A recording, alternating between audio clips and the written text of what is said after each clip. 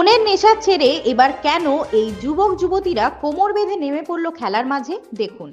ভারত সরকারের ক্রীড়া ও যুব উৎসাহ মন্ত্রণালয়ের অধীনস্থ নেহেরু যুব কেন্দ্রীয় সংগঠন নদিয়া জেলার সহযোগিতায় এবং ড্রিমস এনজিও এর ব্যবস্থাপনায় রানাঘাট আনুলিয়া হাই স্কুল ও এনজিসি ময়দানে অনুষ্ঠিত হলো 2 দিনব্যাপী ব্লক লেভেল স্পোর্টস ইভেন্ট।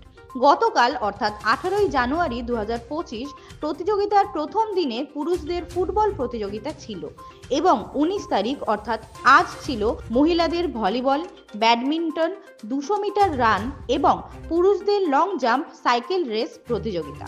উপস্থিত ছিলেন সকল ক্রীড়াপ্রেমী নাগরিক সহ ক্রীড়া জগতের সাথে যুক্ত প্রাক্তন ও বর্তমান সময়ের খেলোয়াড়রা। অতিথিদের ব্যাচ পরিয়ে পুষ্পস্তবক ও মোমেন্টো দিয়ে বরণ করে নেওয়া হয়। খেলার শেষে ছিল পুরস্কার বিতরণ কর্মসূচি, যেখানে মেডেল, ট্রফি ও সার্টিফিকেট দিয়ে বিজয়ীদের সম্মানিত করা হয়।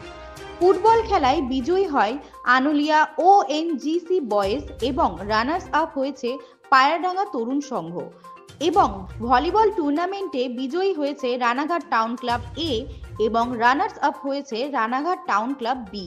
এছাড়া বেঙ্গল সাইকেল পোলো অ্যাসোসিয়েশনের তরফ থেকে সাইকেল রেস প্রতিযোগিতায় অংশগ্রহণকারীদের মধ্যে প্রথম, দ্বিতীয় এবং তৃতীয় স্থান পেয়েছে। আজকের অনুষ্ঠানে উপস্থিত অতিথিরা এবং কর্মকর্তারা সকলের উদ্দেশ্যে কি বার্তা দিয়েছে শুনবো। কিন্তু স্বেচ্ছায় বলে দেয় রেগুলার স্কুলে আসতে আমার ভালো লাগে না, খুব ভালো কথা, ঠিক আছে, কিন্তু সেই ছেলেটি আবার যদি ভালোভাবে আমরা অন্বেষণ করে দেখি যে তোমার তো কিছু তো ভালো লাগে বাবা, কিছু একটা ভালো লাগতেই হতে পারে। এমন নয় যে প্রত্যেক মানুষের মধ্যে সবটাই খারাপ লাগে, কিছু একটা ভালো গুণ কিন্তু থাকে। সেই ভালো গুণটাই তার কেরিয়ারে কিভাবে কাজে লাগানো যায় সেটা কিন্তু অনেক পথ আছে। সেই পথ দিক নির্দেশের জন্য আমি একটা বিষয় বলবো।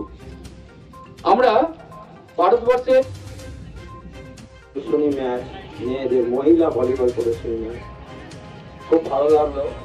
এই খেলা ক্রীড়া প্রতিযোগিতা করার জন্য আমি বলবো কর্মকর্তাদের ধন্যবাদ জানাই।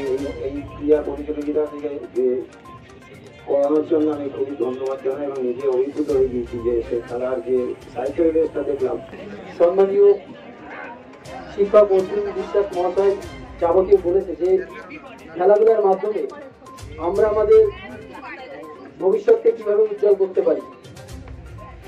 খেলাধুলার মাধ্যমে যেমনই যেন মাঠ থেকে দূরে হয়ে যাচ্ছি, খেলাধুলা থেকে দূরে হয়ে যাচ্ছি, ক্রমশ আমরা মুঠোফোন অর্থাৎ মোবাইলের মধ্যে বদ্ধ হয়ে যাচ্ছি। তো এই সমস্ত কিছু বিবেচনা করে ভারত সরকারের ক্রীড়া এবং যুব উৎসাহ মন্ত্রণালয়ের মাধ্যমে আপনারা বুঝতে পারছেন যে যুবক যুবতী যারা খেলাধুলার সাথে যুক্ত তাদের উৎসাহ প্রদানের একটা মন্ত্রণালয়। মঞ্চের সামনে উপস্থিত আমার সন্তান সম বা আমার ভাই বোন সম সমস্ত খেলোয়াড়দেরকে প্রণাম জানাই প্রথমেই। কারণ আমার সন্তান সমদেরকে আমি প্রথমেই কেন প্রণাম জানালাম, আজকে যে সমস্ত সন্তান সম প্লেয়াররা এখানে এই মাঠে খেলাধুলা করলেন, যারা বিজেতা হলেন বা যারা হলেন না, আগামী দিনে এদের মধ্যে থেকে হয়তো কেউ আমাদের দেশের নাম উজ্জ্বল করবে, সেটা এই মুহূর্তে আমরা বলতে পারছি না, করতেও পারে। কারণ আপনি হয়তো তাকে এই মুহূর্তে প্রণাম করতে পারবো না, তাই প্রণামটা উকিল করেছিলাম তাদেরকে। দ্বিতীয়ত বলি, খেলার মাঠ কোনো লেকচার বা ভাষণের জায়গা নয়। তোমরা সারাদিন ধরে অক্লান্ত পরিশ্রম করে খেলাধুলা করেছো, তোমরা অপেক্ষায় আছো কখন আমরা আমাদের যে প্রাপ্য সম্মানটা আমরা তোমাদেরকে দেবো, অবশ্যই দেবো। তার আগে দুই একটি কথা না বললেই নয়। খেলার মাঠ এমন একটি জায়গা, যে জায়গা আমাকে শুধুমাত্র জিততে শেখায় তা কখনোই না। খেলোয়াড়রা শুধুমাত্র জিতবে সমস্ত জায়গায়, শুধুমাত্র চ্যাম্পিয়ন হবে তা না, এই মানসিকতা আমাদের তৈরি করে না। কারণ আমরা ছোটবেলায় যখন পড়াশোনা করেছি, আমাদের একটা রচনা করতে হয়েছে আমাদেরকে, আমরা পড়েছি যে চরিত্র গঠনে খেলাধুলার ভূমিকা।